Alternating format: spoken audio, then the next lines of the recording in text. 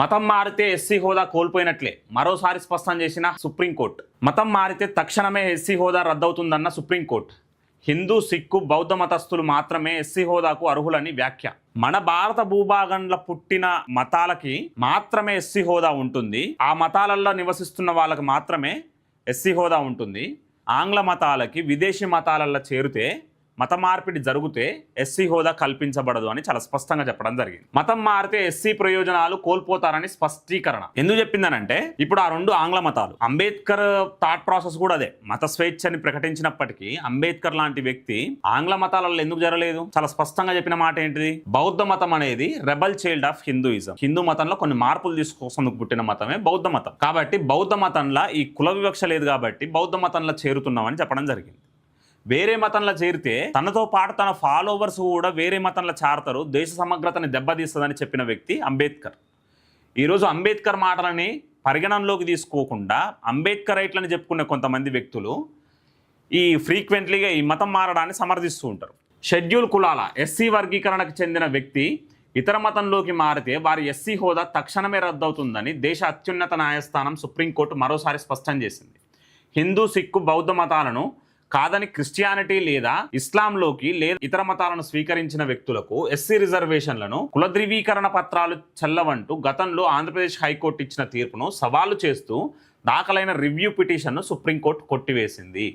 ఇది ఒక్కటిగా చాలాసార్లు చెప్పింది. ఇక్కడ కోర్టు సమయాలను వృధా చేస్తుర్రు. ఇప్పుడు కోర్టు కూడా రాజ్యాంగంలో పొందుపరిచిన అంశాలను చూస్తుంది.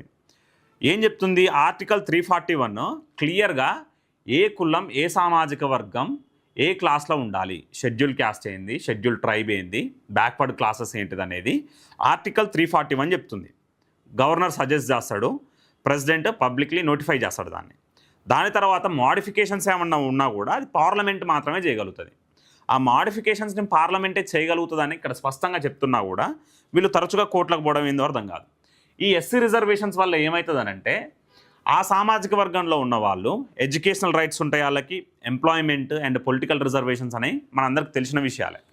కొంత సామాజికంగా కొన్ని ఇబ్బందులు పడ్డారు, అంటరానితనాన్ని అనుభవించరు కాబట్టి వాళ్ళని అప్లిఫ్ట్ చేసేందుకు, ఎంపవర్ చేసేందుకు హిందూ మతంలోనైనా, సిక్కు మతంలోనైనా, బౌద్ధ మతంలోనైనా సంబంధించిన సామాజిక వర్గాలకి కల్పించిన రిజర్వేషన్లు. అంతేగాని వేరే దేశాల నుంచి, ఇతర దేశాల నుంచి వచ్చిన వ్యక్తులకి కల్పించిన రిజర్వేషన్లు కావు. మత ప్రాతిపాదికన రిజర్వేషన్లు కేటాయించకూడదని రాజ్యాంగం చెప్తుంది, కోర్టులు తరచుగా చెప్తున్నాయి. అయినా కూడా కొంతమంది వ్యక్తులు ఈ ఆంధ్రప్రదేశ్లో ఏందనంటే, ఇక అది క్రిస్టియానిటీ అనేది సాప కింద నీరు లెక్క సాగిపోతుంది అన్నమాట. ఈ ఎఫ్సిఆర్ఏ బిల్లు కూడా తెస్తున్నది అందుకే. ఈ ఎన్జిఓల పేరు చెప్పుకొని స్వచ్ఛంద సేవలు చేస్తున్నామని చెప్పి ఎవరైతే పేదరికంలో ఉంటారో వాళ్ళని మభ్యపెట్టి అట్లాంటి వాళ్ళని మత మార్పిళ్లు చేపించి దేశ సమగ్రతను దెబ్బతీసే ప్రయత్నం చేస్తున్నారని ఎఫ్సిఆర్ఏ బిల్లు తీసుకొస్తున్నారు. కేవలం స్వచ్ఛంద సేవలకు మాత్రమే వాడాలి తప్పితే రిలీజియస్ ప్రమోషన్స్ కోసం వాడకూడదు అని చాలా స్పష్టంగా చెప్తున్నారు. అంటే ఇక్కడ నిధులతోటి రిలీజియస్ ప్రమోషన్స్ చేసుకోవచ్చు, కానీ విదేశ శక్తుల నుంచి వస్తున్నాయంటే దాని అర్థం ఏంది? నేషనల్ సెక్యూరిటీ థ్రెట్ ఉందనే కదా. ఈరోజు దాన్ని కూడా వ్యతిరేకించే ప్రయత్నం ఈరోజు కాంగ్రెస్ చేస్తున్నది. ఇక్కడ చూడండి, జస్టిస్ ప్రశాంత్ కుమార్ మిశ్రా, జస్టిస్ మనోహర్లతో కూడిన ధర్మాసనం ఈ పిటిషన్ ను విచారించింది. 1950 నాటి రాజ్యాంగ ఉత్తర్వుల ప్రకారం హిందూ, సిక్కు, బౌద్ధ మతస్థులు మాత్రమే ఎస్సీ హోదాకు అర్హులని, మతం మారిన మరుక్షణమే ఎస్సీ హోదా, దాని ఆధారిత ప్రయోజనాలు ముగుస్తాయని స్పష్టం చేసింది. ఇక్కడ వాస్తవానికి ఏంటంటే 1950 ఉత్తర్వుల ప్రకారం కేవలం హిందూ మతంలో ఉన్నోళ్లే ఎస్సీ హోదాకి అర్హులు. కానీ 1956లా ఆర్డర్స్లో సిక్కు మతాన్ని చేర్చడం జరిగింది, 1990స్లో బౌద్ధ మతాన్ని కూడా చేర్చడం జరిగింది. హైకోర్టు ఇచ్చిన ఉత్తర్వుల్లో ఎలాంటి పొరపాటు లేదని వ్యాఖ్యానించిన ధర్మాసనం పునర్పరిశీలన పిటిషన్ను తోసిపుచ్చింది. సో ఇది సమయాన్ని వృధా చేసే ప్రయత్నమే. కొన్ని లక్షల కేసులు పెండింగ్లో ఉన్నాయి. సుమారు 6 నుంచి 7 లక్షల కేసులు ఏమో కోర్టులలో పెండింగ్లో ఉన్నాయి. స్పష్టంగా రాజ్యాంగం చెప్తున్నా, పార్లమెంట్ చేతిలో ఉన్నా, ఇన్నిసార్లు సుప్రీంకోర్టు, హైకోర్టులు చెప్తున్నా, మరి పిచ్చిలేషనులు గాక ప్రవర్తించినట్టు ఎందుకు ప్రవర్తిస్తున్నారో వీళ్ళు అర్థం కాదు. వీళ్ళ అజెండా ఒకటే, ఫారెన్ నుంచి వచ్చే నిధులని, ఆ డబ్బులని మత ప్రయోజనాల కోసం, మత ప్రమోషన్ల కోసం వాడుకొని మత మార్పిళ్లు చేయాలనేది, ఏదో ఒక రోజు ఈ దేశంలో హిందూ మతాన్ని దెబ్బతీయాలనే ప్రయత్నంలో భాగమే అన్నమాట ఇవన్నీ. ఈ విషయంలోనే రీసెంట్గా ఏం జరిగింది, 2019 టైం పీరియడ్లో డిఎంకే ఒక ఆర్డర్ తీసుకొచ్చింది. దాంట్లో ఏం పొందుపరిచిందనంటే, బీసీ ముస్లిం అనే కేటగిరీని చేర్చింది. కొంచెమన్నా బుద్ధి ఉండాలి స్టాలిన్కైనా, డిఎంకే మంత్రివర్గానికైనా.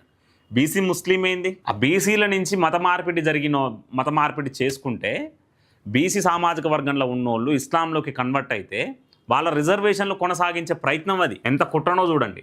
ఆ అంశం మీద కూడా మన టీవీకే ప్రభుత్వం దాన్ని సమర్థిస్తే టీవీకేకి ముట్టకాయలు వేసింది మద్రాస్ హైకోర్టు.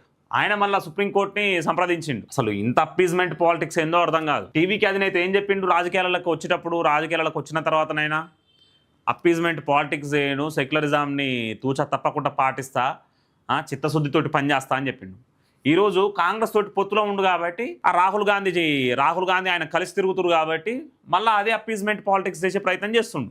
ఒకవేళ ఎవరైనా తిరిగి ఎస్సీ హోదాను పొందాలంటే రాజ్యాంగం నిర్దేశించిన 3 ప్రధాన నిబంధనలకు, ఒకటి పుట్టుకతో ఎస్సీ అయి ఉండటం, రెండోది స్వచ్ఛందంగా తిరిగి సొంత మతంలోకి రావడం, మూడోది మూలకుల సమాజం వారిని ఆమోదించడం.